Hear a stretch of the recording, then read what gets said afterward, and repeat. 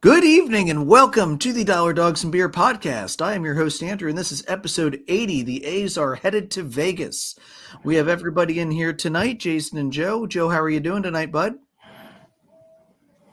Hey, hanging in there, man. Hanging in there. It's a rough and tumble week for the Cubs, but we'll see where things go from here. I get that. It was a pretty rough week for the Braves, too. Yeah, not as rough as your week, but still. I don't even want to talk about it. Well, I guess I'm going to have to, but I'm going to do it very briefly. Nice shirt, by the way. Love it. Oh, yeah, thanks. Shout out to Obvious Shirts. They always come through, and it's I always find something I need there. Obviously, he's a Cub fan, but still, you always find all sorts of great shirts in there from different groups and different teams. So, yeah, I may end up getting that new one. I may end up getting that new one that he has out for the Bye Bye Aaron Rodgers feast. Yeah, I mean, he even did something for a fan. A fan tweeted about if so many likes or something on this tweet, he was going to find that jacket the coach from, I think it was, I don't remember what school it was, LSU maybe was wearing in the Final Four. So he got it. He ended up having the jacket on at Wrigley this weekend, and nice. the shirt that Joe gave him says, "I tweeted something stupid and now I'm paying for it." So, that's beautiful. Yeah, absolutely beautiful. Jason, how are you holding up? Oh, I'm doing pretty good. I think we're kind of a little reversed this week. I had a much better week this week than you guys did overall. But yeah, Phils are back to within one game of 500. They're starting to play better. So yeah, I had to go with the Orioles jersey again this week because I wore it last week, and the Phils and the Orioles actually played really well overall. So got to keep going with what's working. Yeah, I get that. And it also helps, too, that the Orioles had some games in there against the Nationals. Nothing else to bolster a week up quite like playing the Nationals. All right. So, Jason, what are you drinking tonight? So tonight I am drinking a Legend Red Ale from Levity Brewing out in Indiana County, Pennsylvania. Mm-hmm. It's from, again, the one from where I went to college, based off of the marching band there. But that's not quite all that I wanted to talk about. So at the game on Saturday, I decided to get the lovely beer bat. So they have two logos. You don't get to pick which one. They have this one, the old school P, and they have the current red P with the with Phillies underneath it.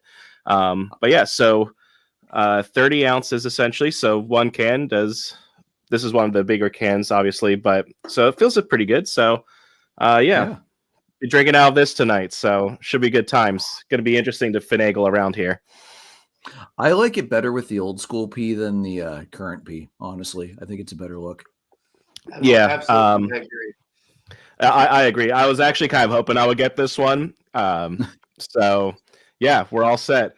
It is a little interesting as you get towards the bottom of the handle here. So there are knobs here for you to kind of grip a little easier, but as you get towards the bottom, it almost feels like Das Boot in Beer Fest, where you start feeling the beer just rushing towards you, and it'll probably be fun later trying to do this while doing the podcast. I can't wait to watch it. I don't know about Joe, but I can't wait to see that. All right, so Joe, what are you drinking tonight? I am, you know what? I'm still sober-minded about my Cubs, so I'm drinking ice cold Mountain Dew by itself this week. Trying to keep a level head and not overreact. Fair enough. And tonight I'm a little sour about how things went last week. So from Springhouse Brewing Company, I'm having a Commander Salamander. It's a kumquat lime sour. Really cool looking can art. Sorry, I aimed that the wrong way. But nice. Yeah, Jason, you'd like this one. Sweet. So, yeah, grab some of that when you have a chance, or whatever sour you keep bringing that I keep forgetting to get. Maybe we can do a can swap instead. Yeah. Especially since I still haven't had any luck finding any of that damn Graham Slam ice cream yet. So, same. Yeah, Ron, whenever you hop on, just send us some, please. I'll say something we can do here. Let's have a deal here. If you can find it, grab a couple, and then I'll pay you for one, and I'll do the same. If I see them, I'll grab a couple so you can get one. There's Ronnie popping in with the big old grin emoji. Yeah. So, Ronnie, same with you, sir. If you can find it again, grab 3, and then Andrew and I can each just get one from you and pay you for it, because we absolutely need to find this somewhere. Yeah. It's been too long. I miss that ice cream. I don't even care that it says Phillies on it. I am happy enough to eat it because it is just one of the best ice creams Turkey Hill has ever made.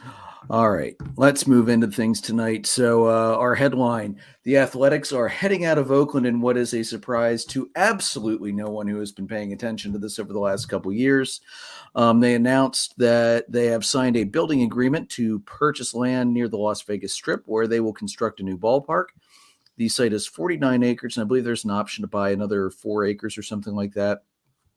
Their plan is to build a $1.5 billion, 35,000 seat stadium with a partially retractable roof. Could call it the desert, but I'm glad it's retractable so they can have some natural grass in there instead of AstroTurf or any of those other new turfs that, no, real grass, the only way to go. They're also discussing adding other developments, including restaurants and an amphitheater and probably other stuff. Again, going off the idea of what Atlanta did with the Battery, because they're pulling in money hand over fist for that thing. The A's plan to work with Nevada and Clark County on a public-private partnership to fund the stadium. Team president Dave Cavil says they hope to break ground by next year and move in by 2027. He said, quote, "For a while we are on parallel paths with Oakland, but we have turned our attention to Las Vegas to get a deal here for the A's and find a long-term home. Oakland has been a great home for us for over 50 years, but we really need this 20-year saga completed, and we feel there's a path here in southern Nevada to do that." Now, let's remember, guys, the A's have been playing at the Oakland Coliseum since they arrived in Oakland back in 1968. To say they are long overdue for a new stadium is an understatement. That is an outdated, rundown, garbage dump of a stadium that has been consistently ranked one of the top 5 worst stadiums pretty much since its inception. The team had sought to build a stadium all over the place in California, Fremont, San Jose, the Oakland waterfront. So, they tried before they shifted out to Las Vegas. Now, the interesting thing to keep an eye on, the lease of the Coliseum expires after 2024, so we'll have to see what they decide to do there. Oakland's Mayor Sheng Thao said, quote, "I am deeply disappointed that the A's have chosen not to negotiate with the city of Oakland as a true partner in a way that respects the long relationship between the fans, the city, and the team. Yet, it is clear to me that the A's have no intention of staying in Oakland and have simply been using this process to try and extract a better deal out of Las Vegas. I'm not interested in continuing to play that game. The fans and our residents deserve better." This site is about a mile north of Allegiant Stadium, which is where the Raiders played, a mile west of T-Mobile Arena, where the Knights are. So they're not trying to do the Philly idea where they cram it all into one complex because, hey, when all 3 teams aren't playing, it works fine. When 2 of the 3 or 3 of the 3 are playing, bad news bears. Robert Manfred disputed Mayor Thao's statement, noting that the A's owner, John Fisher, had negotiated exclusively with Oakland from 2014 to 2021 before beginning to look elsewhere. He stated, quote, "I feel sorry for the fans in Oakland, I really do, but for the city of Oakland to point fingers at John Fisher, that's not fair. We have shown an unbelievable commitment to the fans in Oakland by exhausting every possible opportunity to try and get something done in Oakland. Unfortunately, the government doesn't seem to have the will to get it done." So the departure timeline is uncertain at this time. They might share a stadium with their AAA affiliate, the Las Vegas Aviators, until a new stadium is built. Manfred said he thought that the way the schedules run together, that is a possibility that could work like that. So there's a lot to unpack here, guys. Jason, why don't you give me your thoughts first? I'm not surprised. The interesting thing for me here is if you were to go to the Oakland A's website, they still have it listed that they're looking at building this brand new, $1 billion, $1.5 billion stadium on the riverfront with all these pictures of the drawings and all this stuff. So and they were talking about how it was going to be privately funded, all this stuff. So clearly there's been some changes here. There's been some things that broke down in conversation. And I decided just for fun. So I do the national bowling stuff, and this year it's in Reno, but every other year, basically, it is in Vegas. And next year we're looking at potentially taking a small little trip to take my mother-in-law out there to see one of her friends. And we were looking like, what would it be like to go to an A's game at the Coliseum before it closed? Not that I need to be at the Coliseum before it closes.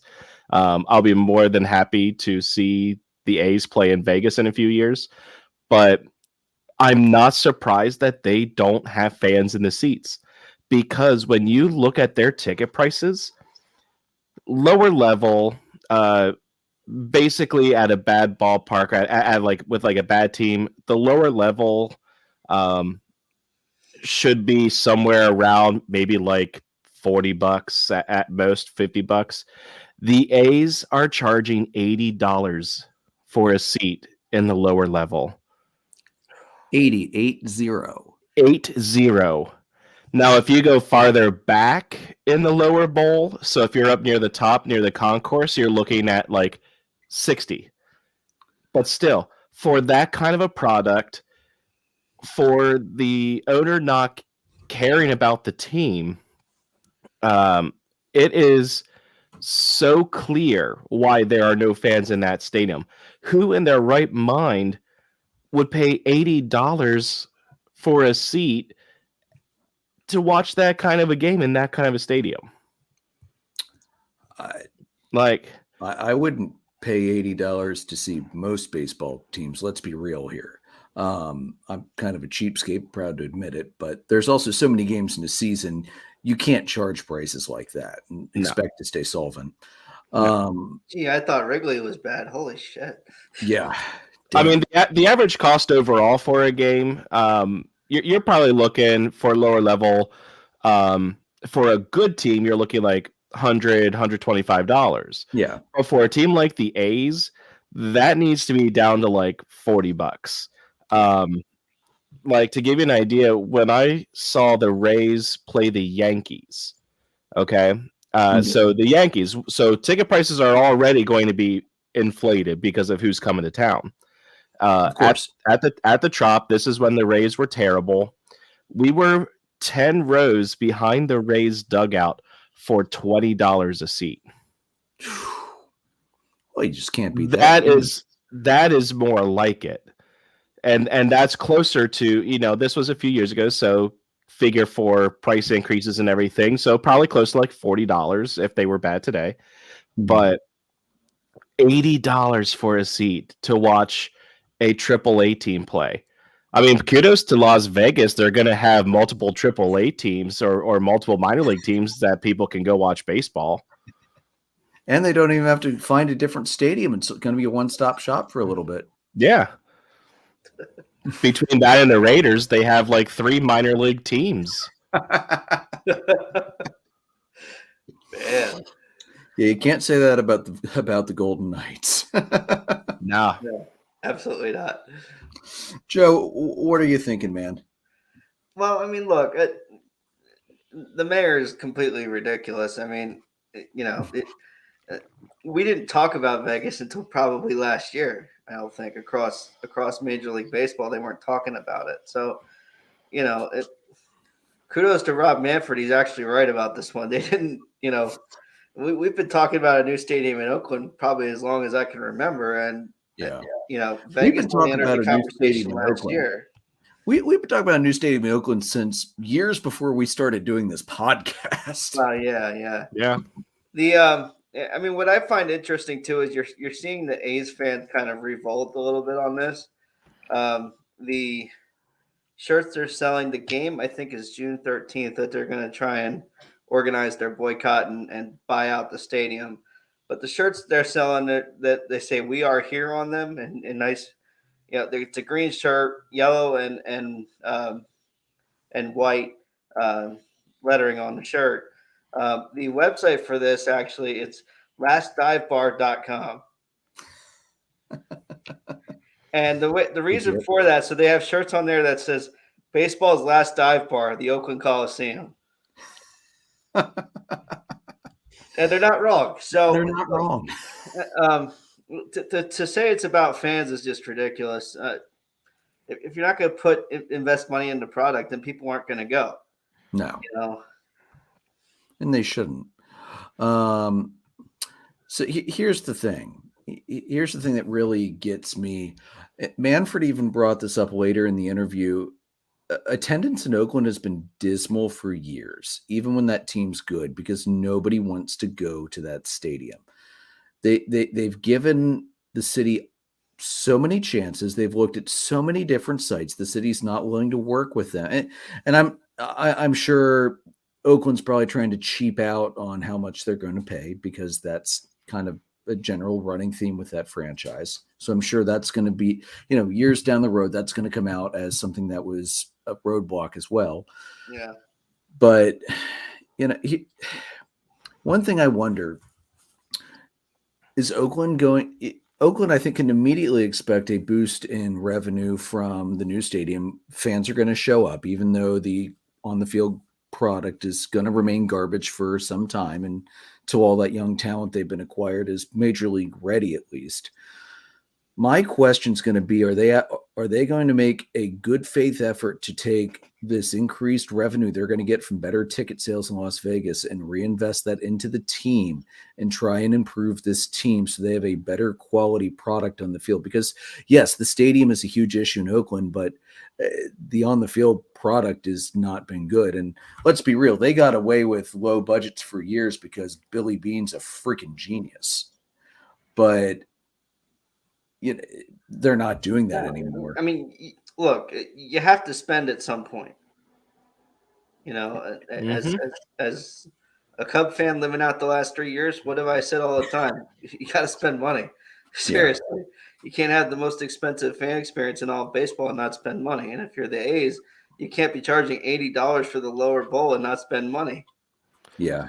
Your team payroll should not be less than what players individually are making on other competitive teams. Exactly.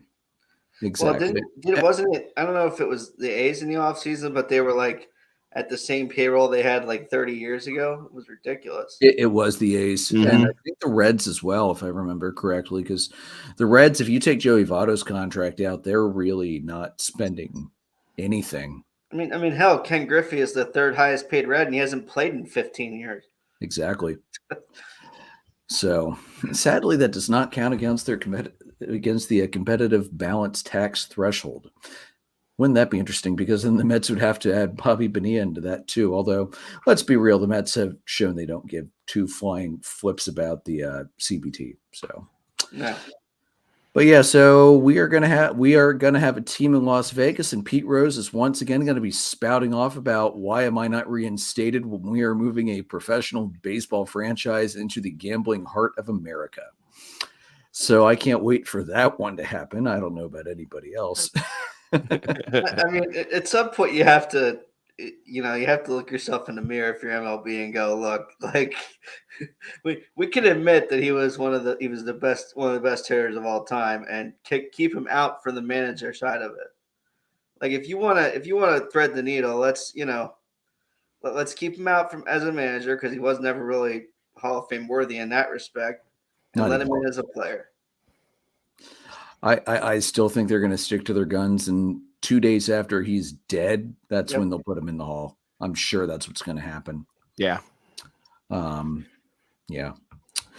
All right. So moving on, Jason, how about the Angels bats finally coming alive, because they have been dead for a bit, as I noted, having Trout on my fantasy roster.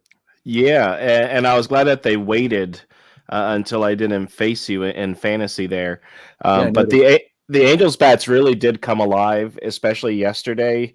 In the sixth inning, Taylor Ward, Mike Trout, and Shohei Ohtani, they went back to back to back for the first time since June 8th, 2019. And what was really good for Ward here is that he had been in a 2-for-27 slump prior to that home run. So hopefully that will kind of jumpstart him a little bit. The Angels did this against Royals starter Jordan Lyles on 9 total pitches. Otherwise, he had a decent outing, but he did give up 4 runs, 1 walk, 4 hits over 6 innings, and had 5 Ks. So not a bad outing at all for him, but brutal to have that happen right then and there with back-to-back home runs. The other thing that's good for the Angels with this is they kind of picked up a little bit after losing their starting catcher, Logan O'Hoppe. I have been following Logan O'Hoppe, was collecting his stuff until he got his call up because he made the roster. But the other day, he took a swing, went down in pain immediately, and it has come back that he has a torn labrum and is going to be out for at least 4 to 6 months. So really brutal to see that happen for a kid who just made the big league roster, starting catching out after having a heck of a spring. And as a Phillies fan, it makes me feel both sad for him as a player, but also makes me, I don't want to say feel fortunate, but the Phillies traded him last year to get Brandon Marsh. So it's a trade that should work out for both teams. It's just really unfortunate that it happened to O'Hoppe this early in the season and young of a career. Yeah, hopefully they do the right thing and shut him down for the year. Shoot for the 6-month mark. Don't hurt a young catcher because what's the one position we've noted for the last couple of years, especially when we're trying to pick all-stars, that there is not a lot of depth in, and that is catcher. If you get yourself a good one, protect that investment. I mean, Atlanta is so fortunate to have 2 all-star caliber catchers on the roster right now, so that when one went down with a concussion, when they brought the guy up from AAA, you still had an all-star ready to go. You didn't have a drop-off like the Angels are going to have without O'Hoppe. So depth is everything. Protect those young guys. And, looking at Jordan Lyles before the back-to-back-to-back, 1 run in 6 innings, 4 hits, 5 Ks. That's a great start. Yeah, absolutely. Still not a bad start with the 3 home runs, but that's the way baseball decides to hit you sometimes. I saw in an interview after the game, Trout said, I forget who came up after Ohtani. I think it was Hunter Renfroe. He said they had to give him a lot of crap in the locker room, and when he came back to the bench for not making it 4 straight home runs. I'm sure Lyles was relieved when that happened. Joe, anything else for you for that? No. I know that was a fun one to watch. Yeah, having Ohtani as a hitter has not worked out for me in the last few weeks. Yeah, it was good yesterday, though. I'll say, and you had the rest of your team, which is basically Cubs players, picking up the slack for you this week. Hey, man. It's only bad if it doesn't work. That's true. Okay, that needs to go on. That needs to be sent over to Joe as well to make a shirt out of that. Yep. All right, Joe. How about you tell people to read the room? Yeah, we're gonna go with 2 outside baseball stories here first. There was a 14-year-old youth wrestler in Illinois lost a wrestling match over last weekend, and for no reason at all, they shake hands. The ref has him shake hands, and he just sucker punched this kid, knocked him down, bloody nose and everything. Just ridiculous, totally uncalled for. Like, dude, come on. He was cited for assault this week, so that's been dealt with. But I mean, he basically told cops, "Yeah, I was pissed off I lost," and congratulations. Any hope you ever had of getting a college wrestling scholarship just went straight in the toilet, because no college coach is going to take a guy who can't control his emotions like that, except maybe Michigan, because they've gotten the Amin brothers. Well, the other thing here is, he's probably kicked off the team. He's probably not going to be wrestling again. So I'm sure he's suspended too. I'm sure the school suspended him as well. Yeah. So, yeah. Yeah, and then so story number 2, Draymond Green. I could almost call this segment "What a piece of shit," but we'll stick with read the room. Like, the dude is notorious for being a dirty player multiple times. There's like I looked online. I think this was like on a Sunday or Monday, and like the next day I was looking online, and there's like 7 minutes worth of him kicking people where they shouldn't be kicked and stepping on people and swinging at people. Like, the guy's notoriously dirty. I mean, was he good in college? Yes. Is he that, someone who should be celebrated in the NBA? Absolutely not. He's the guy's got his leg apparently, and yeah, he does have his leg, but like, you had enough balance to lift up and stomp on the guy who had your leg. So clearly you weren't in serious danger. And it wasn't like he just, accidentally. It was load up and stomp on him and then like bounce off of it. Like, you're a dick. Read the room. You have a bad reputation already. And then to try to defend yourself and say they're grabbing your legs and all this other crap. Like, you're a big man in the NBA. Like, that's kind of what big men do in any level of basketball. And then he was, he's trying to defend himself. And then it's like people are bitching about a 1-game suspension and how it hurts the Warriors. And it's like, it's his own fault. Like, there's a microscope on you all the time as an NBA player. And when you're a dirty NBA player, it's even worse. Yeah. He's hurting the Warriors. Yeah, he's hurting the Warriors. He got himself kicked out of the game because they gave him a flagrant 2 for that, as they should have. And he's got a history of doing this, so the NBA is going to take that into account, which they did. Mm-hmm. The other guy was, I believe, game time decision to play in the next game, so they had to take the injury into consideration as well. So you know what? He should be happy he only got a 1-game suspension, not a 2-game suspension. Honestly, I don't think 1 game's enough. I think that's ridiculous. Agreed. Yeah. He should have been done for the entire playoffs, whether that was 2 games, 6 games. I don't care. Yeah, like, that's you're literally, putting someone's life underneath your foot. Like, this is ridiculous. Yeah, that was unacceptable. Only begins to describe how bad of a decision that was. Yeah, I saw that, and yeah, Joe, you're absolutely. You could see his thigh clench up as he's ready to stomp down. Don't give me that crap. It was accidental. Yeah. And then so the last thing on Read the Room this week, Adam Hamry was the umpire in the A's Cubs game. I think it was on Wednesday. Mm-hmm.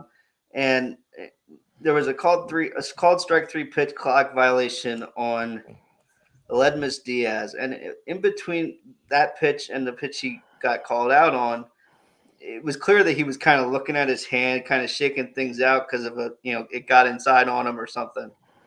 And it's clear that he's like trying to regroup and wasn't in the box in time, and the ump called strike 3 and called him out. Kotze went ballistic, which I don't really necessarily blame him. Yeah. The audio was pretty colorful, and TV caught all of it. I love it when that happens. Just because I'm curious, do you know if he had used his timeout for the at-bat? He had earlier in the at-bat. Okay.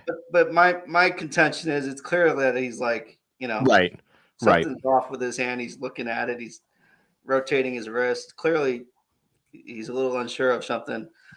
Yeah. We've been, I said it about the umpire last week with Cody Bellinger. At least you read the room, guy. Like, look, something's going on here. He's been, cooperating and getting in the box pretty quickly. So, yeah. I mean, they have the authority to disregard the clock for a special circumstance. Yeah. And it's, and that was the thing. Like, Kotze was like, he's effing hurt. Are you kidding me? Like, he's clearly not feeling right. And an injury is one of the specified examples in the rule book for reasons why an umpire may stop the clock and call their own timeout, even if the player has used up all of their timeouts. And you see it like when the catcher gets hit by a foul tip, the umpire will take a timeout, come out, wipe the plate off to give the catcher a moment to get himself ready again. And, the catchers will do that too for the umpire if they get hit by a foul tip as well. Like, it's the same thing. Come on, man. Yeah, read the room. You don't want to be the story. We're there to watch a game. The A's are crappy enough. You don't have to add to it. And although, the A's might be the one time where you kind of want the game to go faster so you don't have to watch them as long. Well, yeah, to be fair, but anyway, Adam Hammery, read the room. Yeah, absolutely. All right, so moving on. So we finally got to see the Rangers City Connect jerseys in action this past weekend. Here are my thoughts from it, because I did want to see these on the field, because the still shots really, they were what they were, but you want to see how they actually look on screen. So here are my thoughts. That unique number font, I still love how that looks. And again, the no name on the back, it looks great because it's big. It's not fighting with anything on the back. It looks nice. I still can't stand that Gothic TX. Again, if I didn't know it was Texas and it was TX from a glance, when I saw it on the field, wouldn't have been able to tell what the heck it was. The cream top, love the cream top. It looked really nice. The white belt looked odd. Didn't like it, didn't really dislike it. I did like the contrast it provided against the dark pants, but didn't really do much for me. I almost had to make a hard pass in the pants, but that thick braided stripe they have going down the side saved them with that contrast. I still don't like the pants. I think they'd be better with cream pants that match the top. But that said, it looked better than it would have otherwise looked. The number on the front is nice. It helps to balance the top out with the TX, diagonal up and the number diagonally down. And they actually showed a picture of the broadcasters in the booth wearing the jerseys, but they didn't have numbers. So all they had was the TX up there, and it didn't look right without a number on there. I'm still not a huge fan of them, but they look better on the field than I thought they were going to look. I think when we eventually get around to ranking all the City Connect uniforms, they're probably going to be bottom third to middle of the pack for me. They're not the worst. Definitely, this is not San Francisco, Los Angeles. They're still pretty good, but it's too busy. They're trying to shoehorn too many elements into it that just don't really work well shoehorned together. Did you guys see any replays from that game or get a chance to see them in action? Okay, just me. All right, well, that's fine. So that's what I thought about it anyway. It's not a terrible set, but definitely could be improved. All right, so before we roll into the fantasy update, one thing I forgot to put on the topic sheet that I'm just going to bring up quick. We talked about Max Scherzer last week getting ejected. MLB reviewed everything and did suspend him 10 games for doctoring the baseball with a foreign substance. He decided not to appeal. And the reason he said this was that he found out that the appeal would not be heard by an independent arbiter. It would be heard by MLB. And he believes that he would not get a fair arbitration hearing because it would be from the same organization, so to speak, that suspended him, as opposed to an independent organization that has no bones in the fight. So first of all, Jason, I know you said you had a bunch to say on this. Do you think the suspension was justified? No, and I'll tell you why. I was a little hesitant about it, but when I saw David Cohn's report last night with Sunday Night Baseball, I am fully against the suspension of Max Scherzer. Because we were talking about last week how he washed his hands with alcohol in front of the umps and then was still ejected. Well, I don't know if either of you saw this last night, but David Cohn actually showed what happens. And basically, he showed himself with the rosin and with very minimal sweat because, he wasn't active in the game. And the ball was slightly sticky a little bit. And then he washed off his hands with alcohol, as Scherzer would have, and then went back to the rosin. Man, that ball was sticking to his fingers as he had his hands like this with the ball hanging underneath it. The alcohol activated the rosin to make it even stickier. So I completely am behind Max Scherzer and his thoughts that, he washed his hands off. What more do you want?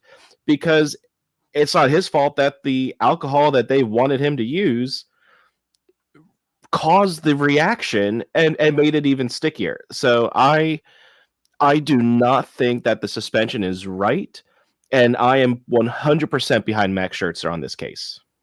And you're hearing this from a Phillies fan, folks. Yeah, that tells you a lot. So yeah, that tells you something. Joe, before I dive into my thoughts, do you have any thoughts on this? Yeah, I'm kind of I don't understand. We had Germán from the Yankees like a few days before Scherzer start. Got checked more than once. They saw something on it, and they let him stay in the game.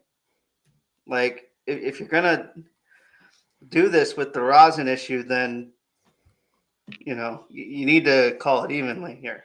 Mm-hmm. I mean, the fact that it's the same ump that suspended every guy in the last year. Like, what is he seeing that nobody else is? And I mean, in that Yankee game, Germán was dealing. I mean, he had, I think, 12 strikeouts in 5 innings. Like, he was on fire. He had a perfect game into the 5th inning.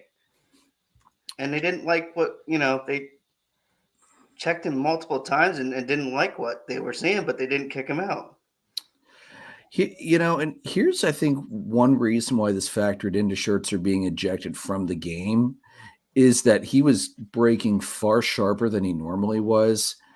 So here's the thing. The previous suspensions were pretty obvious. Like, the one guy had a big freaking glob of pine tar right on his neck. Right. Like, any umpire would have seen that and thrown him out.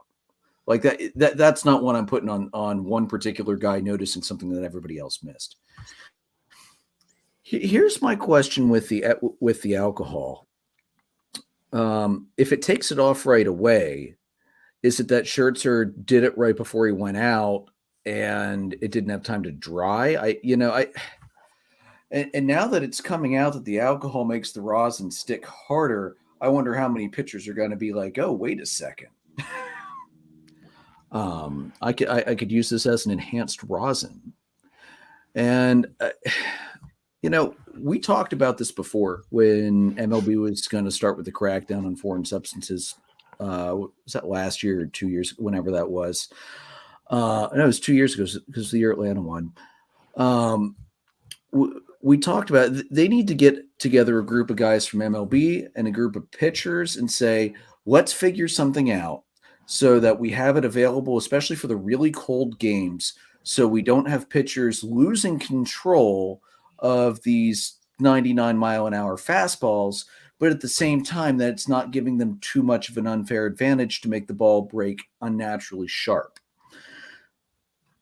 Why hasn't this happened yet? This should have been done by now. It's been 2 years.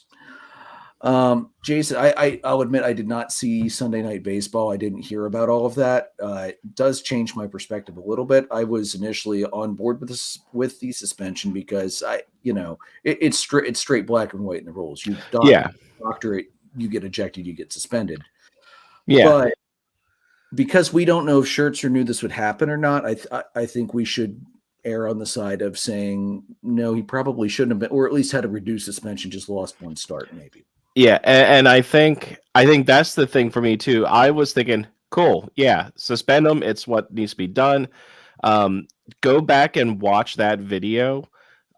It's on Twitter. It's everywhere, and I have no doubt that your mind will be changed because I mean, David Cohn, he's a former pitcher. Excuse me, and he's also, I believe, a former president of the MLBPA. From the player side of things.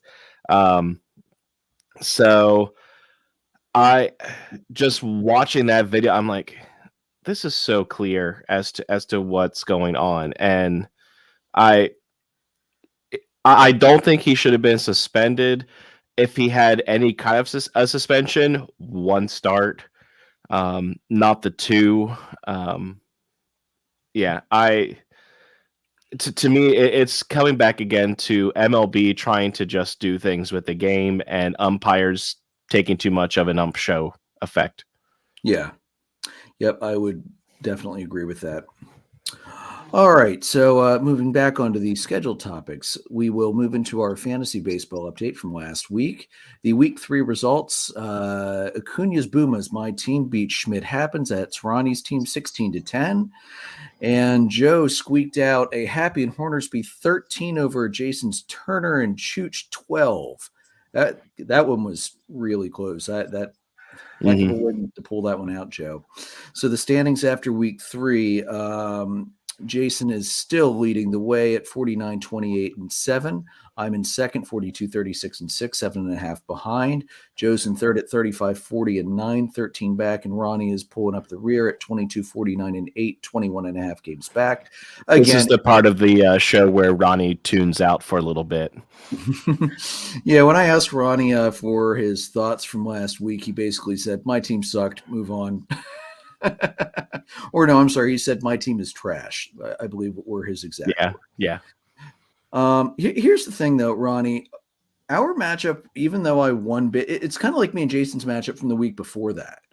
It was a big score, but a lot of categories were close and almost toss up. Like I took doubles by 2, he took triples by 1. I ran away with stolen bases because Ronald Acuna Jr. has been running like a pack of wolves are chasing him lately. But a lot of categories could have gone back and forth. Saves were only 1 apart. Earned runs were about 4 apart. Home runs were 2 apart. Walks allowed were 5 apart. And then I find my pitching finally decided to have a good week after the week before, just turning in an absolute goose egg. So, Ronnie, I'm going to stress this again. It's a long season.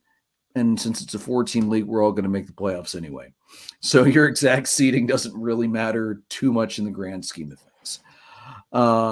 Jason, Joe, what are your thoughts from the matchup you guys had this last week?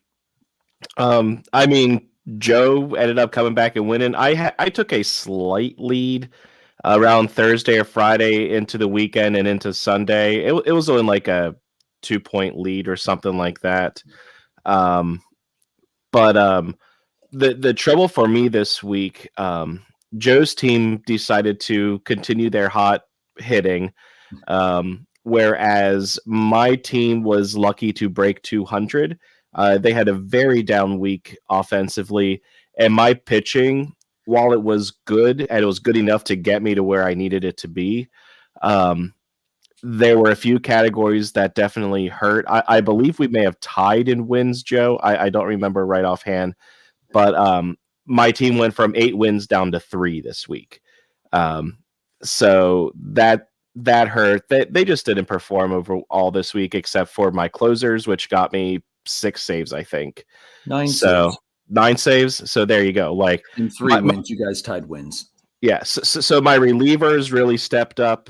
My ERA was good this week, but I just didn't get the wins from the starters this week. So, Joe, good upset there. Your team really is continuing to rake. I was hoping that with the Cubs overall cooling down that it would work out, but the players that were hitting for the Cubs were ones that you had. So. And of course Riley and whoever of the other Braves I had did jack for me this week. My only strong performer, if I had to look at a Brave player, would be Spencer Strider. Yeah, Strider's been dealing lately, and I fully expect him to hit 9+ Ks once again tonight. Ron commented in, so I don't have to win any games and I still get in. I feel like the Nats. Except the Nats won't make the playoffs, Ron. Yeah, at least you do make the playoffs. For me, top performers this week. Offensively, Acuna had a great week like he seems to continuously have. 4 runs, 5 hits, 4 doubles, and he stole 5 bags. Yordan Alvarez continues to rake as well. He had 7 RBIs, 2 homers, 4 runs scored. On the pitching side of things, I had good outings out of almost everybody. I picked up Musgrove about a week before he came off the IL, before anybody else could grab him. Not gonna lie, I was pretty happy I was able to get that. He got me about 6 strikeouts in his win. Presley and Helsley finally picked up some freaking saves. I've been waiting for saves out of my closers all year.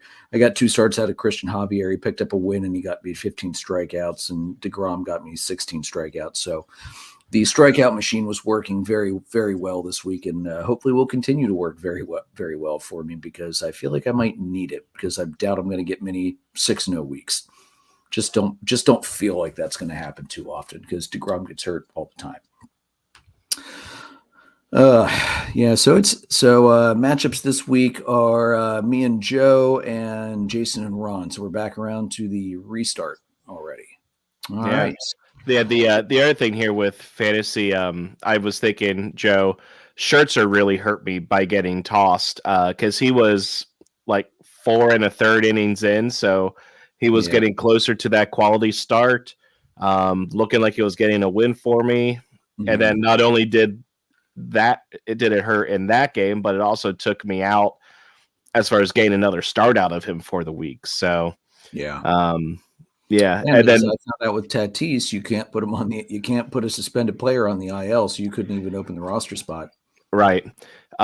So the other thing that kind of surprised me, I was like, you know what, I kind of need a backup second baseman with Mookie getting more days off here and there.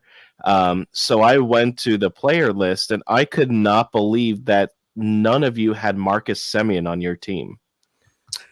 So I went and I snagged him and dropped Brendan Donovan, who's been doing jack. Like, well, that's a great oversight on my part. Yeah, because I went there. I'm like, Semien's here. Okay, because I have a few players that can play multiple positions that I didn't need Brendan Donovan, who plays basically everything except catcher. Mm-hmm. Right. So I'm like, all I need is a second baseman here to fill in whenever Mookie gets a break.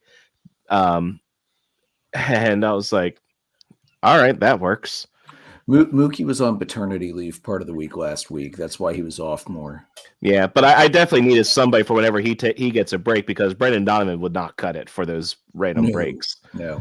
So and here's the thing: I've got Jazz and I've got Ozzy, so I already have 2 second basemen. That's probably why I wasn't even looking at second baseman availability. Yeah, because I have a few people that I can move around to other positions. Too. I just needed because I have Wilson as my backup catcher, but if I need to move Varsho to the outfield, and I can move, or even to utility, I can move somebody over to third base or first base, but second base, I literally only had Mookie and Donovan. I'm like, I may as well just make a change here, and Semien was there, so I'm like, well, that's a good pickup. That's a great trade. Yeah, it was almost as good as me grabbing Musgrove. All right, so speaking of Fernando Tatis, Jason, he's back. Yeah, he's back. So excited. I'll say clearly I'm thrilled. And I'll tell you why I'm not overly thrilled. It's not the fact that he's a good player, but so basically he is back from his 80-game suspension for PEDs. He did return on Thursday.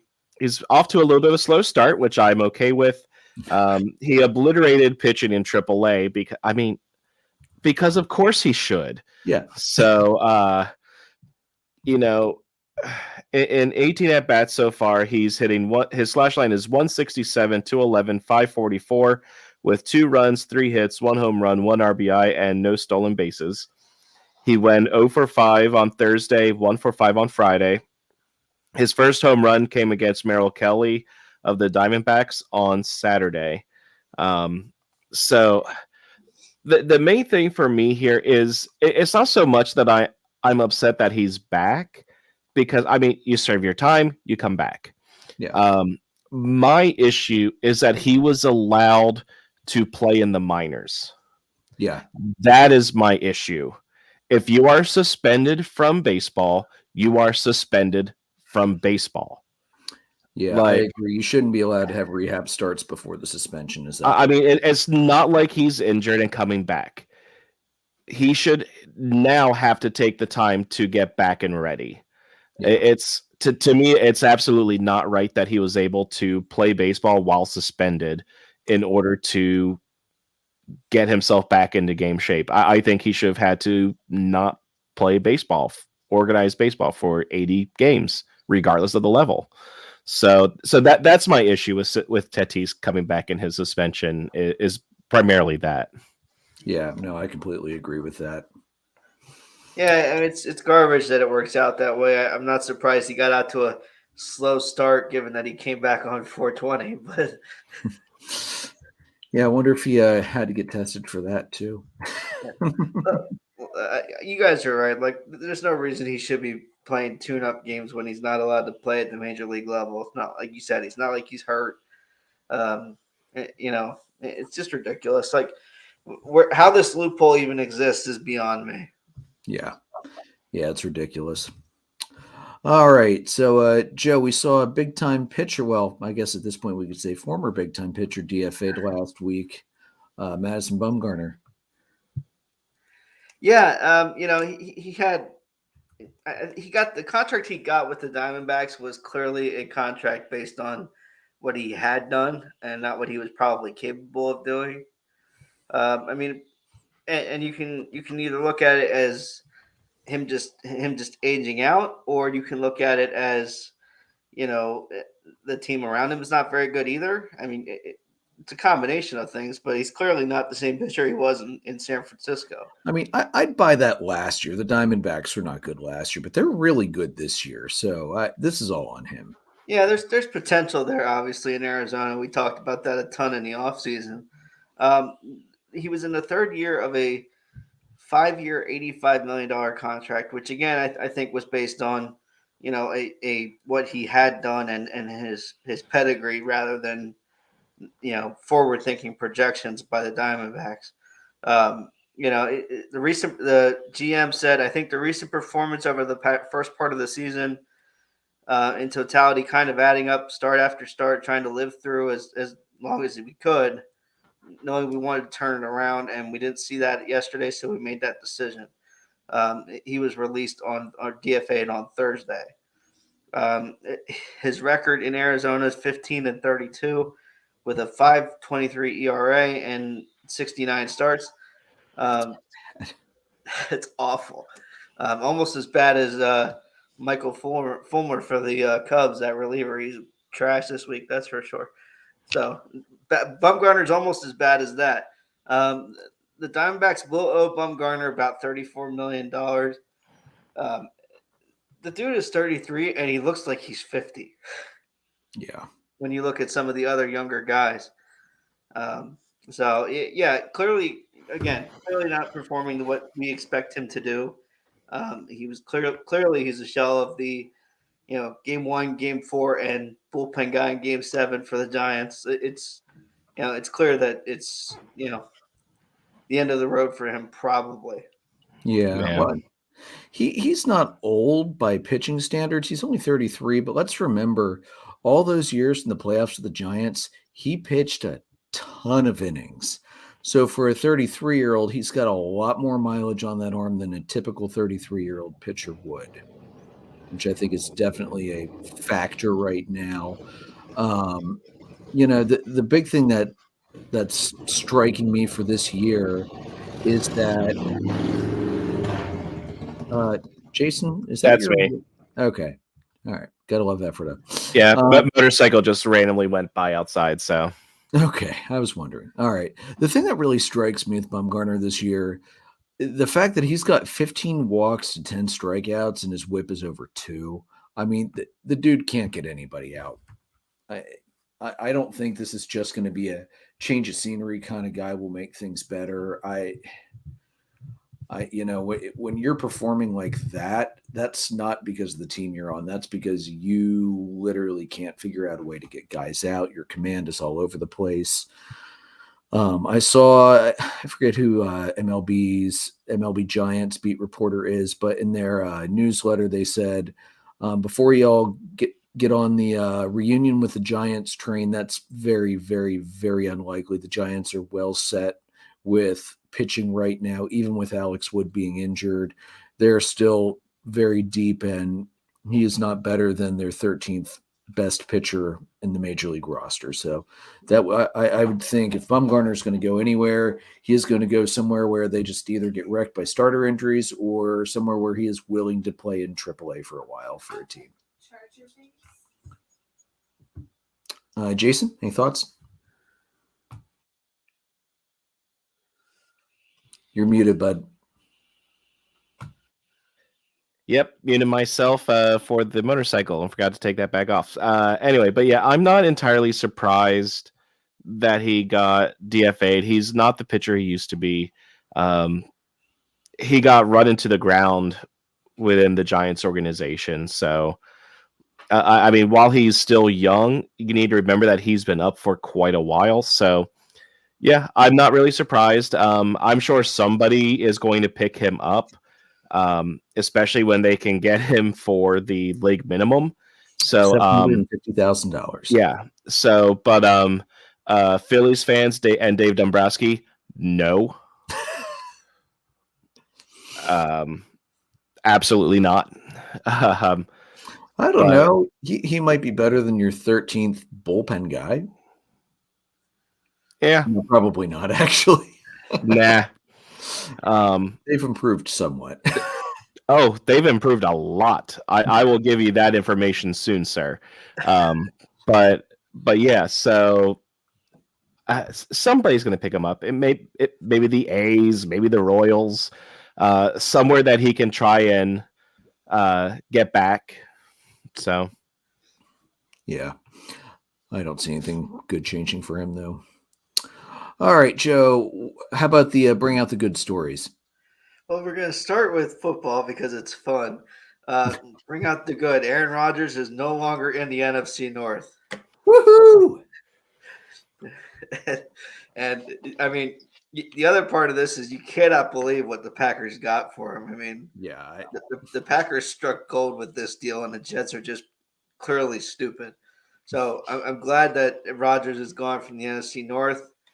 Bears and Vikings fans can rejoice, and he will now be, the 12th or 13th best quarterback in the AFC. Yep, that sounds about right. That's story number one. Story number two, Liam Hendricks, who we've talked about quite a bit, announced last week that his lymphoma is in remission. I just saw tonight that he is working out at the Camelback Ranch and progressing. It sounds like he might make an appearance at Guaranteed Rate Field this weekend. Wow. With the club to visit with them before going out on the rehab stint. But I mean, he's come a long way, and it's going to be good to see him back on the mound for sure. Yeah, he's just really doing a great job whooping cancer right in the ass, and it's awesome to see. Yeah, that's so amazing. Yeah, and that diagnosis was only in January, so to have quite the turnaround that he's had is excellent, and he's such a great ambassador for the sport off the field too. So it's good to have that presence back in the clubhouse for the White Sox. Something's got to right the ship because they've been playing like absolute crap. Yes, they have. He's been their Clemente nominee a couple times, hasn't he? I think he may have been 2 years ago. I think last year may have been Gavin Sheets, but yeah, a good man all around, and I'm excited to have him pitch again. Got to see him pitch twice last year, so if I get to another White Sox game, I'm looking forward to that. Excellent. And all then right. Our final bring out the good story. Speaking of 33-year-olds, Drew Maggi from the Pirates organization was originally drafted by the Pirates 12 years ago, or 13 years ago, I should say. And he left Arizona State after being drafted. He went to short season State College. And now that he has played 13 years going up and down through the minors and around the league, he has logged a number. He's logged 4,494 minor league plate appearances. He's never played in a major league game.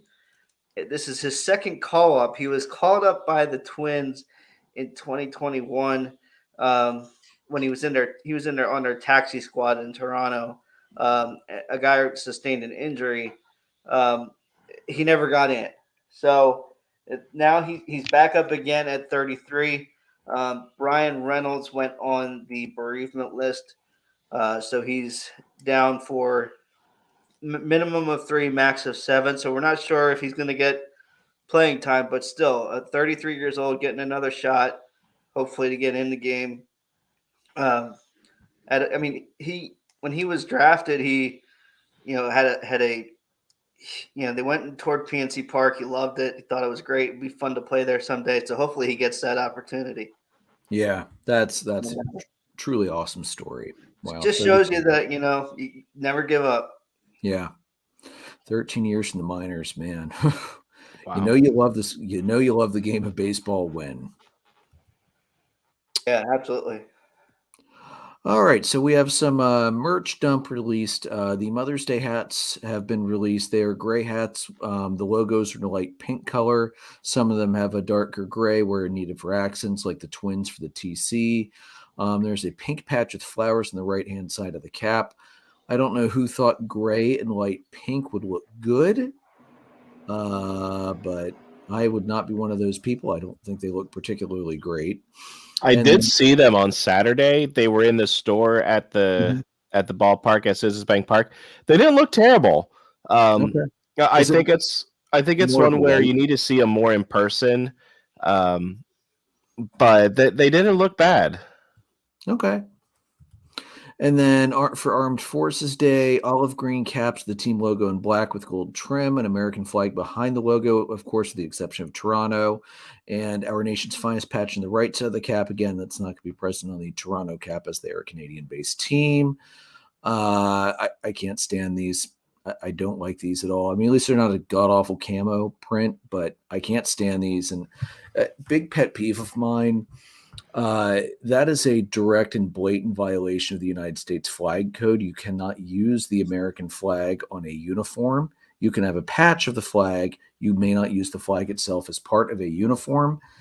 And I'm very much never okay when teams do this. And I think the hats look like absolute trash, and they're not going to look good with anybody that's not green. Yeah, I mean, they may as well, for the Padres, it's just a regular hat. But no, I'm not a big fan of the look of them either. It's too dark. It just doesn't work. You can't even see the freaking logo. No. Even with the gold outline, you can barely see the team logo because it's such a dark olive green. Somebody was clearly not thinking when they designed these and gave the okay to send them into production because yuck.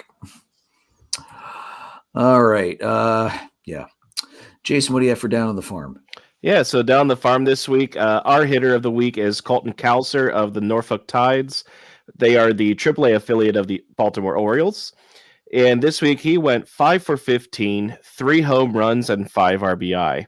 So really good week for Colton Cowser, who's actually one of the top prospects in the Orioles organization. You may see him at some point this year, almost certainly next year, I would think. You'll probably see him coming up.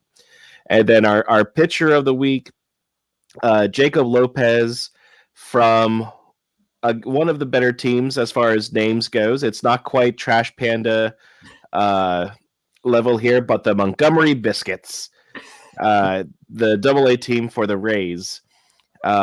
He started 2 games this week, didn't get a win, didn't take a loss. He went 0-0, but he pitched 7 innings, gave up 2 hits total, no earned runs, 1 walk.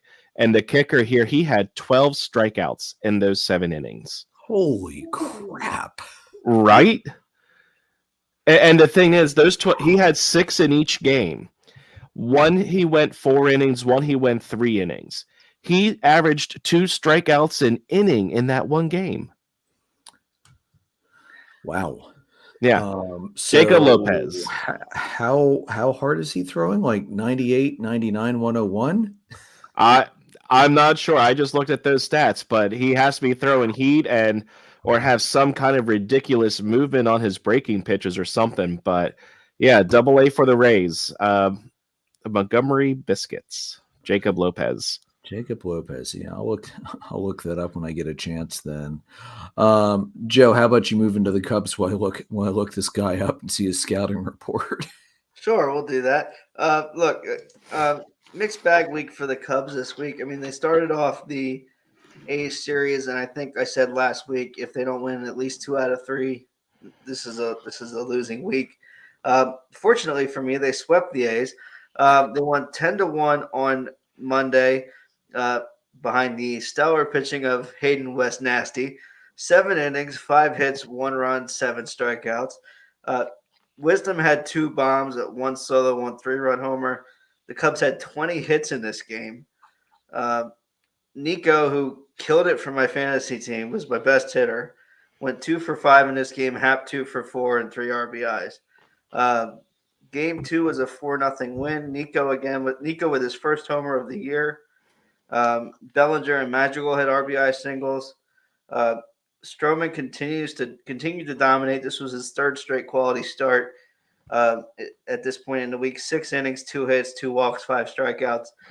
The bullpen went 3 innings and didn't give up a run in this game. So a good one of the better performances by the bullpen. I know it's the A's, but hey, gotta take them where I can get them.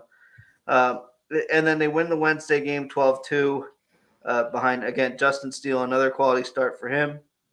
6 innings, 4 hits, 2 runs. Only one of those earned and 5 strikeouts. Again, Nico 3 for 5. Dansby 0 for 2, 3 runs, going 0 for 2 with 3 walks. So getting himself on base however he can. And Hap again 2 for 4, 2 runs and an RBI. Then they went back home to Wrigley, and after winning their 4th series in a row, played the Dodgers, and the Dodgers responded much better in Wrigley than they did in LA. So they lost on Thursday 6-2. Javier Assad, who did really well in the World Baseball Classic, I think for Mexico, was called up to do a spot start. Jameson Taillon is down with a groin injury, and it was like last minute notice.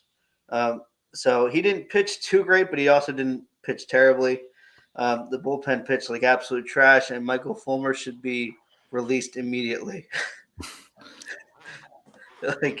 And this is just the start of the weekend for him. He was just awful. Game 2, the Friday game, which fortunately for me, I was able to watch a good bit of it, listen to a good bit of it. I was kind of in the chat with this one. 13-0 win. Drew Smyly takes a perfect game into the 8th inning, loses it on a dribbler, like, excuse me, swing that turned into the perfect bunt.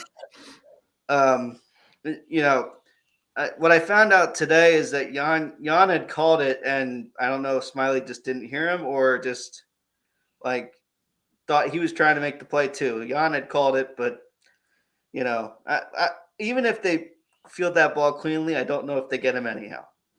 So I'm not going to dwell on that too much. I don't know what you guys think about that, but I don't know that they were going to get him anyway. I don't think they. I don't think they were going to get him if there was no collision. It was cleanly fielded. Just where that ball landed, but still, just to see that collision out there. I would have thrown it into the stands to preserve the no-hitter. What I would have done. But anyway, 7 2/3 for Smyly, 1 hit, as I mentioned, and 10 strikeouts. Nico went 4 for 5 in this one with 4 RBIs. Swanson went 1 for 4.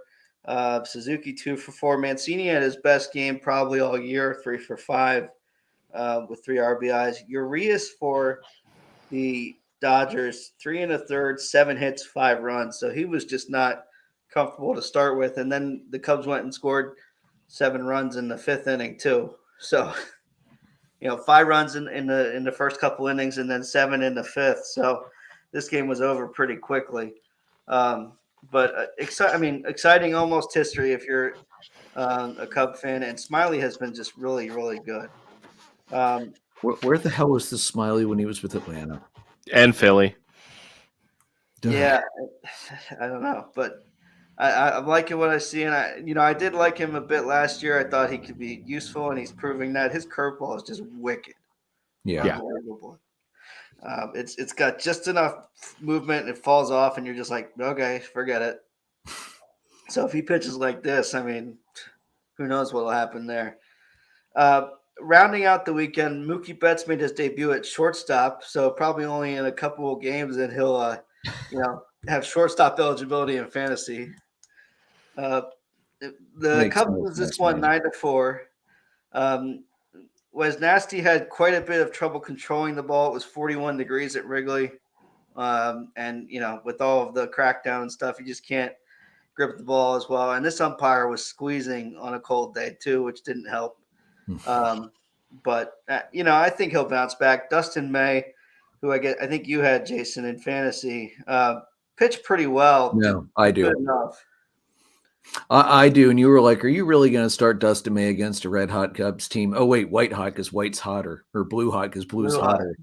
And I said, after you said, I was like, screw it. Yes, I'm absolutely starting him. And apparently that was a good decision. Yeah, 5 1/3, 2 hits, 2 runs. Not bad. And then the Sunday game, 7-3 loss. Kershaw, Stroman, something had to give. These two have both been really good to start the year. Stroman, 6 innings, 3 hits, 3 runs. Only one of those earned at 6 strikeouts. The guy was just dominant. And Stroman had his first rough start of the year, so it happens. In the Sunday game, Betts went 2 for 4 at short again and 4 RBIs. Not bad. So, yeah. All right. So, yeah. Joe, that really could have been a far worse week. Yeah, I mean, if you told me that we were gonna, split the Dodgers, I think I would have been happy with it. But to lose 3 at Wrigley, but I mean, hey, we took 2 out of 3 there, so we'll see what happens.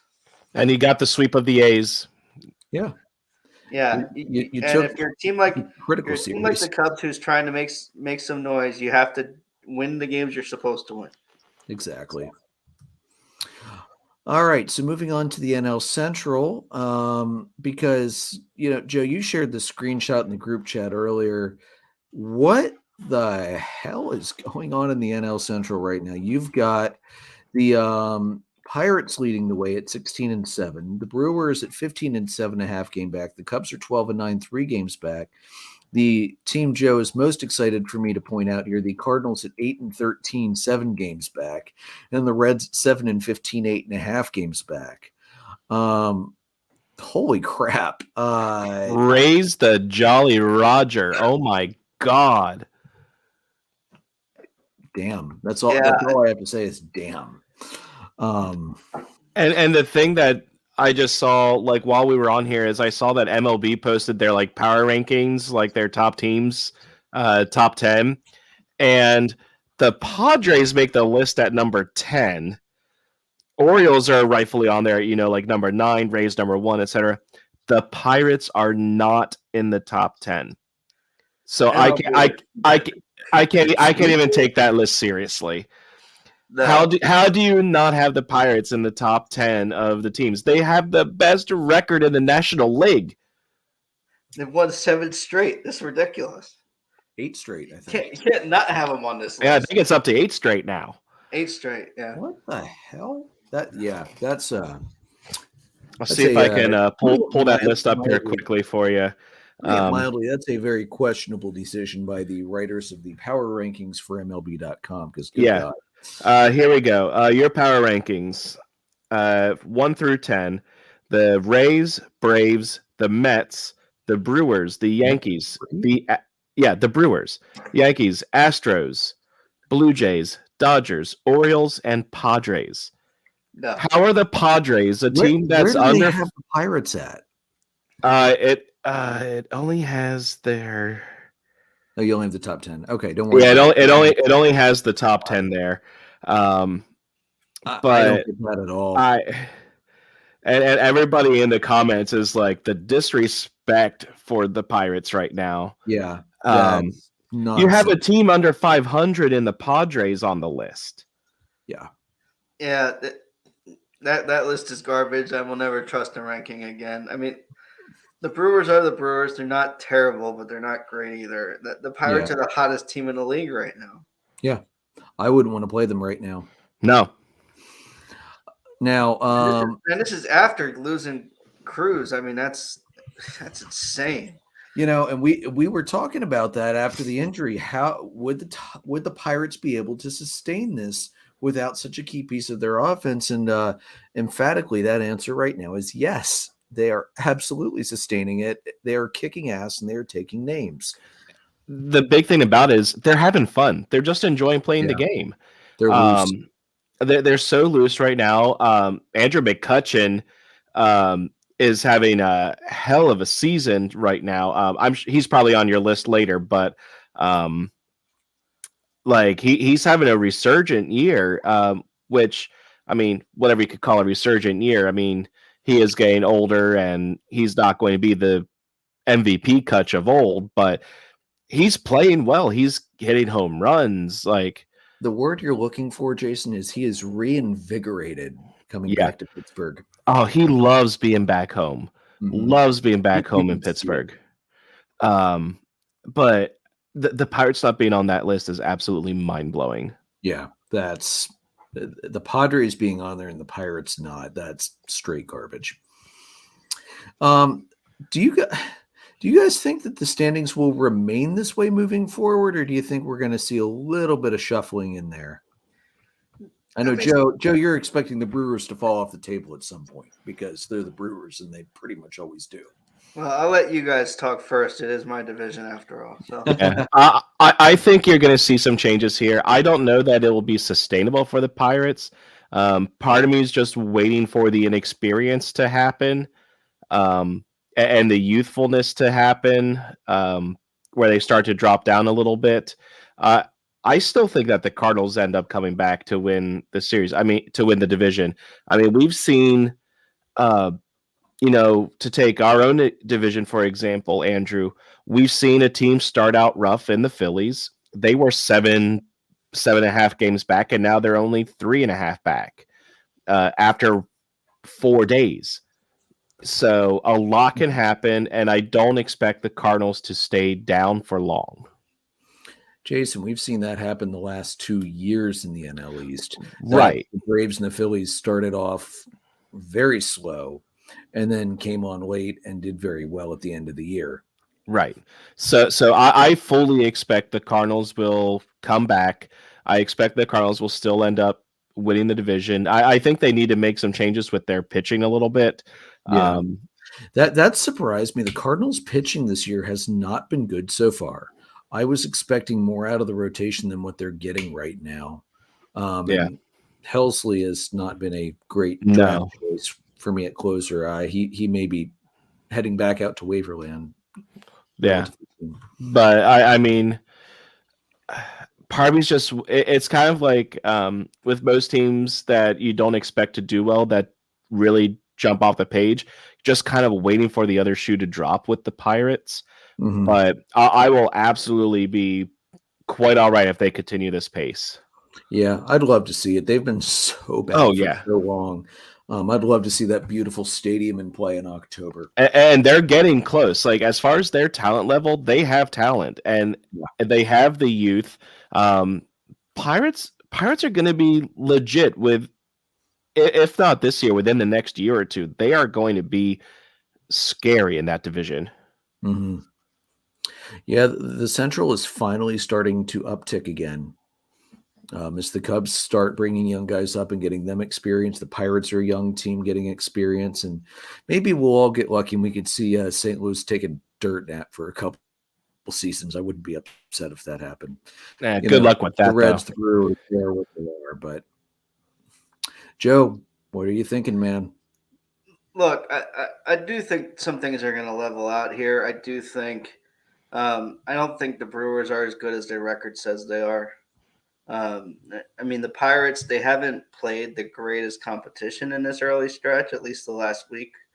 But they're winning games and they're winning them convincingly. So who knows how long that's going to last. The Cubs are a victim of trying to decide what they want to do. Do they want to keep a spot for a third catcher who's only DHing? He's never behind the plate, and he can't hit for crap. Like, if you're going to keep a guy like that on your roster, he better be hitting 300 and producing, and he's not. They have a backup third baseman, I think Rios, who's if you're not going to be hitting and playing regularly, then what's the point of that? We could get into the whole Hosmer Mancini thing. I think that they're obviously keeping a seat warm there for Mervis whenever that call happens. I don't expect it soon, but I can't get a read on what they want to do, because it feels like they wanted to be good, but I don't think they expected to get off to the start they're getting to. And if you're going to maintain this pace, you have to make some decisions. So the Cubs are kind of a victim of the moment. So I don't expect this to last for them either. I mean, they might finish third in the division. They could finish fourth in the division. I just don't know. I do think the Cardinals will rebound.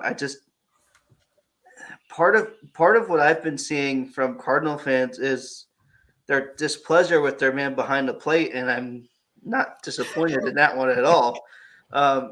Wilson has not been great defensively. We knew that, and I think Cardinals fans are seeing it every day firsthand now, and they're disappointed in that. Did they forget how much they were able to steal on him last year? I don't know, but look, can the guy hit? Yes. Can he hit this year? No. And behind the plate, he's still feeling the effects of you beating him 4 times in the show and not getting a pitcher tossed for it. Maybe that's like, I think that's 3-4 weeks away till they play the Cardinals. Yeah. The fact that it's that long into the season surprised the living crap out of me, but hey, I say throw at him. Well, never one to mince words, Joe McGrath, everybody. No, like you said, the Reds are the Reds. The Cardinals will probably rebound. The Brewers are going to fall off because they don't have the offense or the pitching. Yeah. It's kind of a mix of both. Well, they've got a lot of guys hurt pitching-wise, so the pitching should get a little bit better as guys start to come back off the IL, but it's been a little rough and sketchy, that's for sure. Yeah, I will agree with you, though. I think that the Central is going to be the dominant division it used to be within the next year or two. Won't be better than the East, but it'll be better. They might be able to take one of the wild cards away from the East. Yeah, that I could absolutely see. Wouldn't surprise me at all.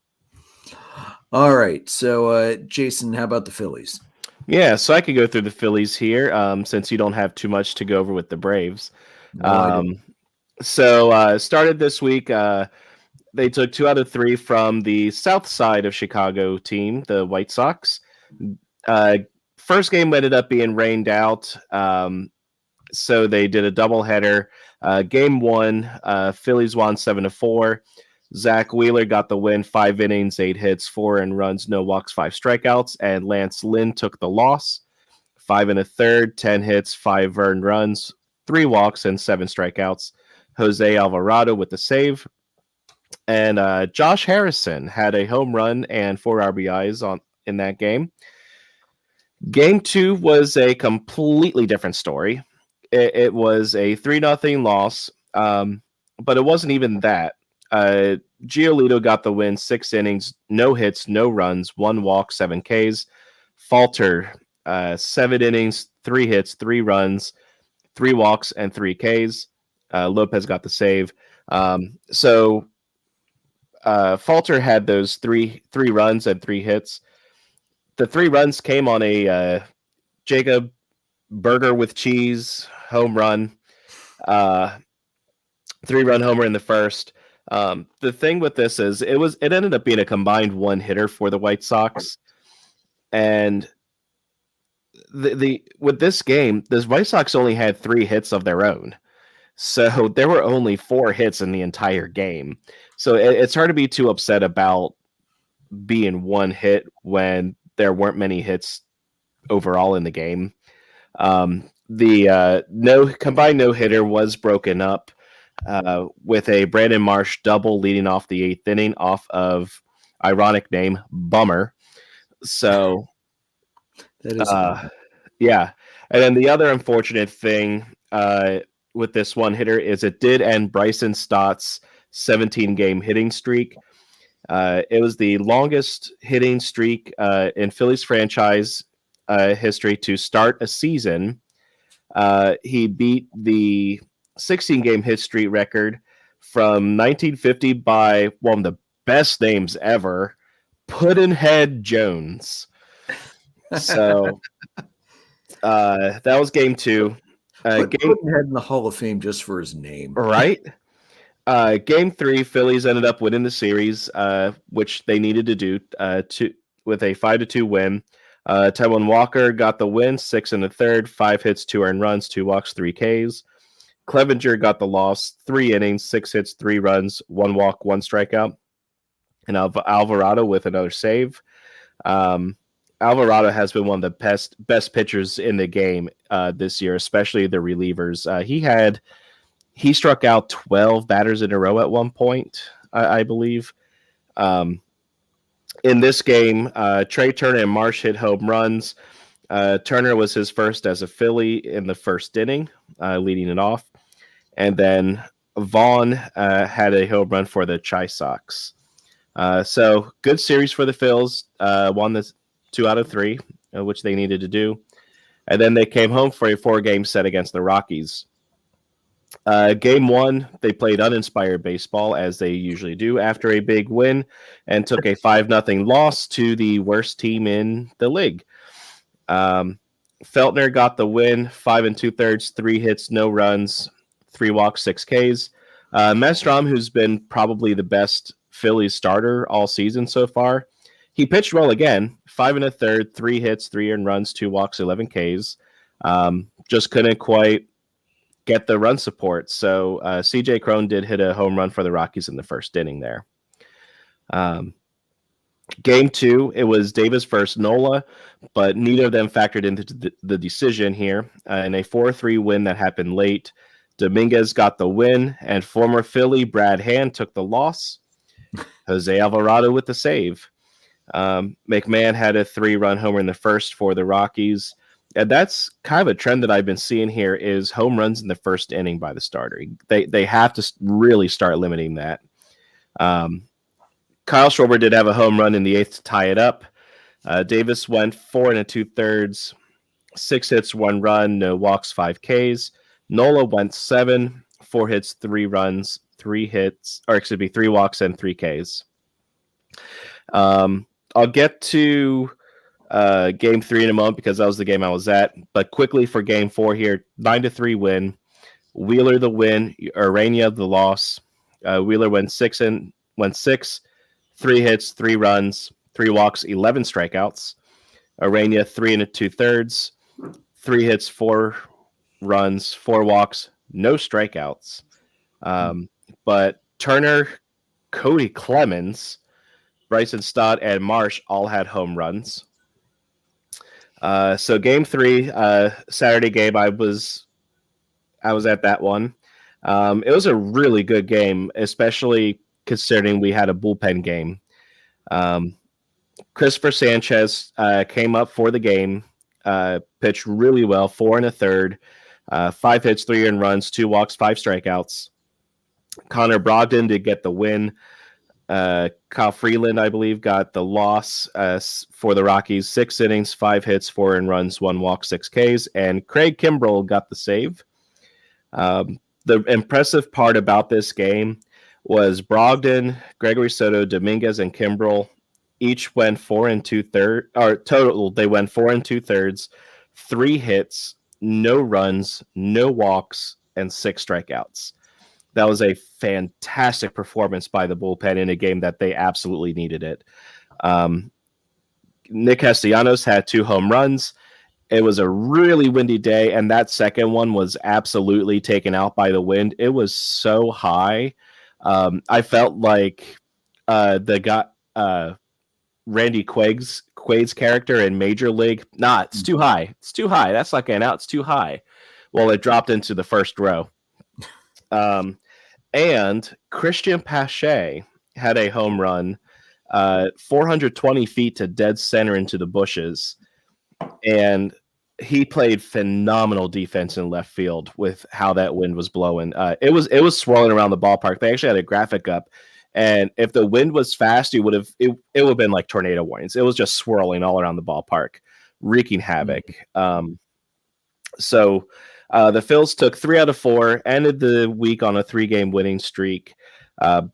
They got back to 10-11 on the season, so they're starting to figure it out.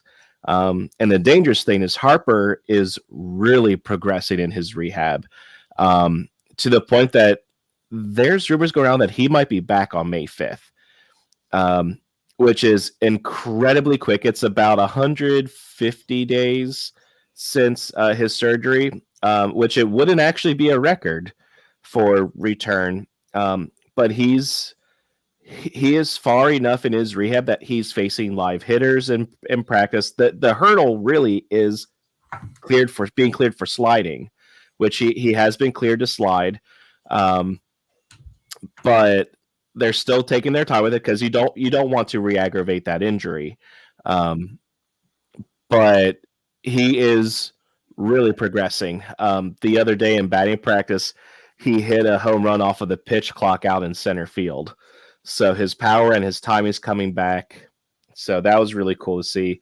And then I told you about the bullpen being improved. And here's some stats I wanted to bring to you guys. The Phillies bullpen in the last 8 games, a 0.75 ERA, 1.13 walks per 9, 10 strikeouts per 9, a .75 whip, and a .170 batting average against. They have been phenomenal the last 8 games. And this is kind of what we were expecting with the acquisitions that they made in the offseason. So I'm super happy with how the pen's been doing. And Brandon Marsh is batting over 300 and has a 1.150 OPS right now. He leads the league in triples. He had one on Saturday when we were there. And Christian Pache, again, Saturday, I'm like, great, Pache's in the lineup. Here we go. And then, of course, he hits a 2-run homer. And I said the same thing about Clemens on Sunday, and naturally he goes for a homer. But Christian Pache, over his last 15 plate appearances, which is over the course of a few weeks here, because he doesn't play every day, batting a .429 because he's sick, and he's 6 for 14 in those plate appearances. So Kevin Long, the Phillies hitting coach, is starting to really work his magic with Pache and with guys like Clemens. Cave might be a lost cause right now. He needs some time to work it out in the minors, but seeing Pache starting to develop his swing more, that can be scary in the future. It needs to keep happening. He's with the right guy. And his defense is stellar, which, I mean, Andrew, you know, like, his defense was never even the question. No, he was, at the very least, he was going to stay in the majors as a late inning defensive replacement for somebody. Yeah, because he's also super quick. He has great speed, great glove. Interestingly, though, he's not a good runner on the base paths despite his speed. Yeah, he doesn't run them well, but his outfield speed is very, very good. The issue has been his bat. And it seems like he's starting to get it figured out with Kevin Long, which is great to see, not only as a Phillies fan, but as a baseball fan who likes to see players develop and grow and figure it out. So those are some notes there from the Phils. It's starting to turn around. They're starting to heat up, and I mean, if Harper comes back soon, that lineup is going to be super scary with him in there too. Yeah, definitely. I'm happy. As much as I moan about Pache's hitting because I saw so much of it being bad, it is good to see him doing well. I did like watching the kid play. So yeah, we'll see how that continues. Looking at Atlanta, I'm not going to be talking much about this past week. But they did very well in San Diego. Game 1 was a 2-0 win. Fried took the win in his first start back. He only pitched 5 innings, but they had already said he was going to be on a pitch count for the game, so he did exactly what they needed. Minter picked up his 4th save. Game 2 was an 8-1 victory. Strider once again threw smoke. Snell took the loss. Snell is down to 0-3 on the year, so anybody who picked him up in fantasy, I apologize because he got rocked in that game. Game 3 was a 1-0 loss. And believe it or not, guys, that was the first time Atlanta had been shut out all season. Not bad to make it into almost to the 3rd week of April before that happens. And that was on a Juan Soto solo home run in the 4th inning, and that was the only run scored by either team in that game. And then the weekend series at home with the Astros did not go even slightly as expected or hoped for. Jordan, because he did well for me in fantasy. Of course, a lot of that came at my expense for my poor Braves. 6-4 loss. Neris took the win. Minter took the loss as the bullpen imploded late in that one. Presley got the save. The Saturday game, Valdez beat Wright. It was a 6-3 loss. And then Sunday, the Sunday was the loss that really frustrated me the most. Valdez pitched really well here in that win. Max Fried was just dealing on Sunday. 6 2/3, 3 hits, no runs, 3 walks, 5 strikeouts. His season ERA, guys, is down to 0.6.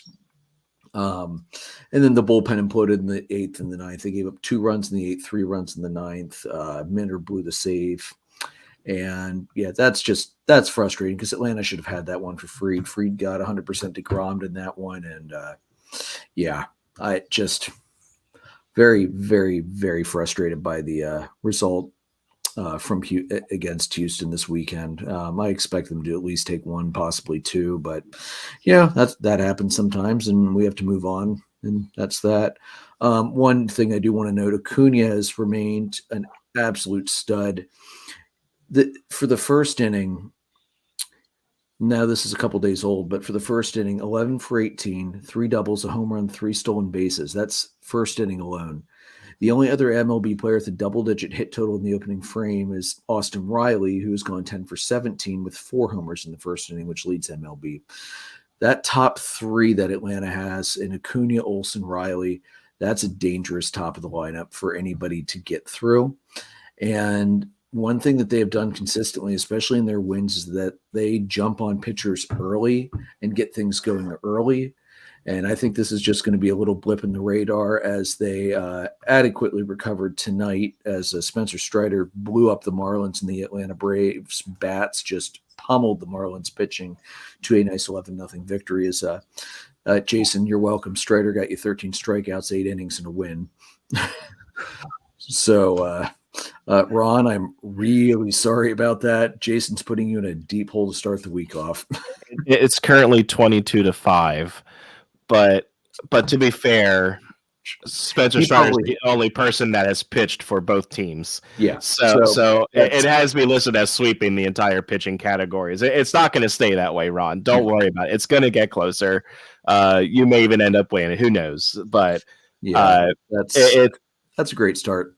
Yeah, I will definitely take that as a first start after the way my pitching went last week. Yeah. Except I would like to point out that Riley and Olsen both had errors tonight. Yeah. Well, so errors happen. All right. So, and the other thing I want to mention is Ron. Is Ronnie hopping on the comments? Yeah. Half his team was up today. Yeah. Ron, hasn't your team been off like the entire season so far? Oh, that's harsh, dude. That's harsh. All right. See if he gets me Grand Slam ice cream. He's going to send me your Grand Slam ice cream. One other thing I did want to mention on the injury front, things are starting to look well. D'Arnaud caught a side session. So he should be getting ready to come off the 7 days shortly. Iglesias is starting to throw bullpen sessions, so he should be ready to come back by the end of the month. And McHughes, I believe, is slated to come back towards the end of the month as well. So getting those two big arms back in the bullpen, plus getting D'Arnaud's bat back in the lineup That's the other reason I'm not really super concerned about the sweep. They're missing a lot of guys injured. Harris is still hurt, and he's actually they were hoping he was going to be able to come back 4 days ago, but I think he is going to need a rehab stint in the minors before he comes back. So, they're dealing with a bunch of injuries right now, and they'll be fine. Just give them some time. All right, rolling into the hot list for the hitters. I'm going to start with Adolis Garcia, 400, 458, 110 slash line, 8 runs, 4 homers, 14 RBIs, 8 hits, 2 doubles, 2 walks, 2 strikeouts. Jason's sweet pickup of Marcus Semien, 450, 593, 750, 9 runs, 2 homers, 8 RBIs, 2 stolen bases, 9 singles, 7 walks. And then let's go with, for the last guy, let's go with Jack Sawinski out in Pittsburgh, 353, 520, 1.177, 5 runs, 4 homers, 8 RBIs, 2 stolen bases, 6 singles, 2 doubles, 7 walks to 6 strikeouts.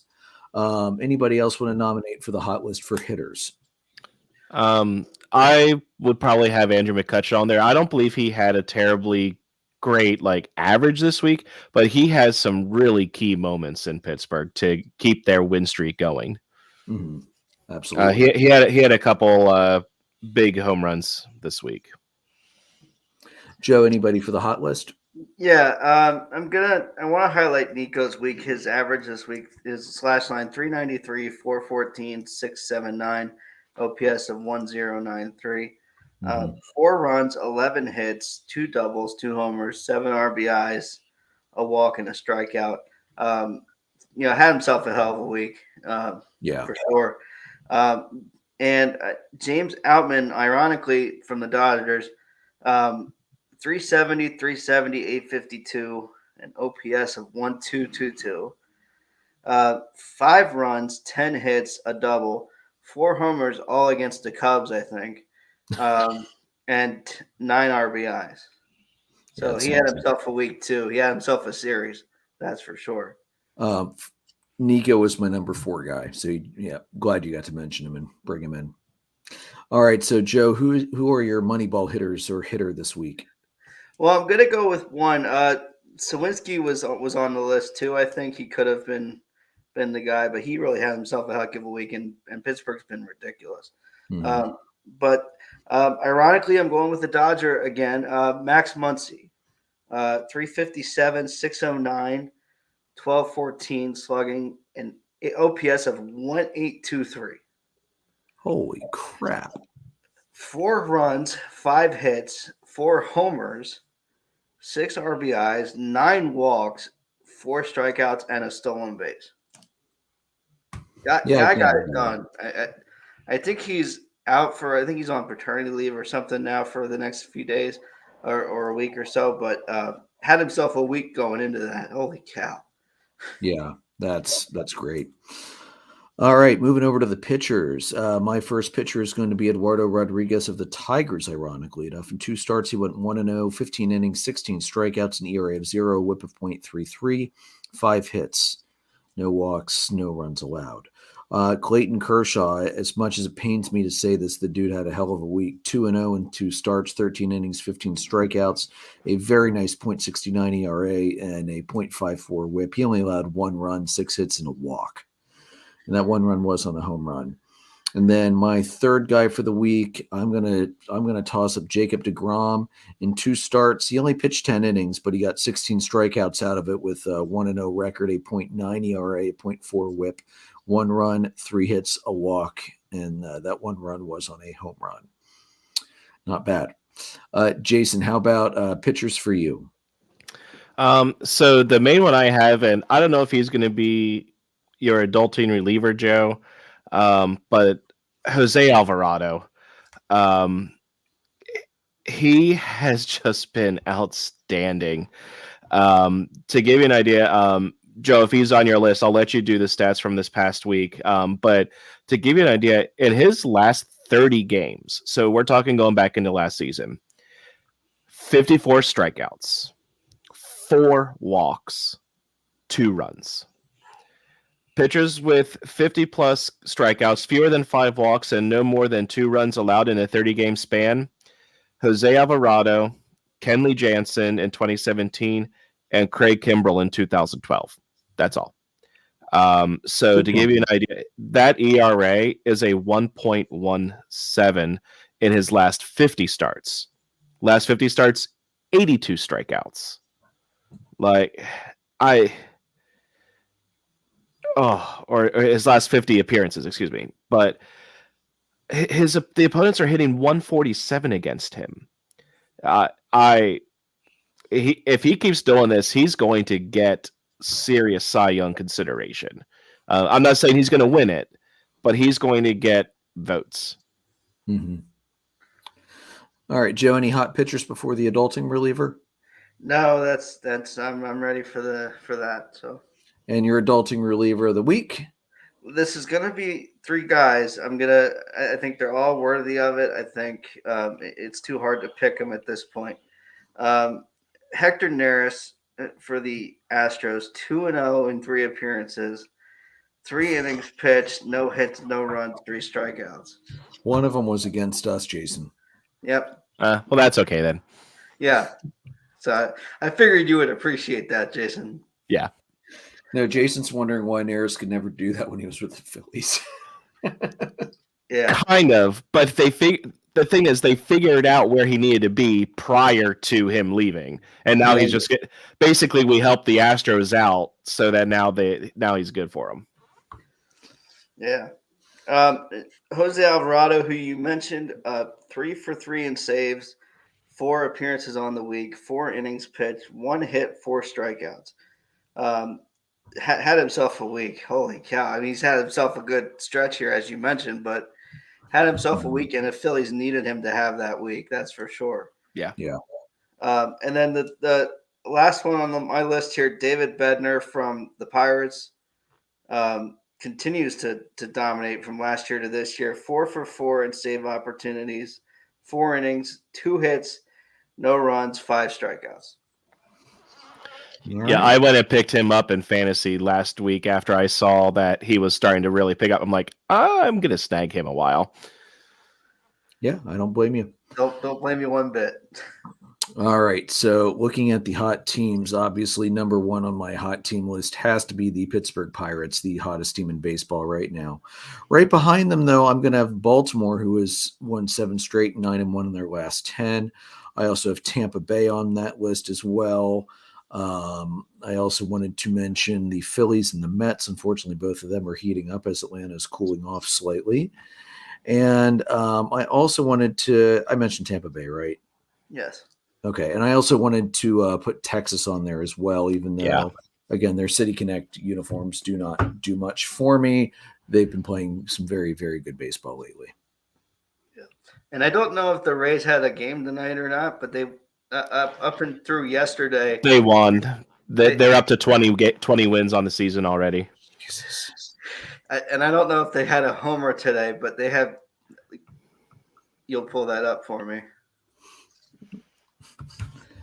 You know what? Let's just assume the answer is yes, because that's all that team does. I mean, it was an 8-3 win against the Astros, so I'm assuming. Of course it was.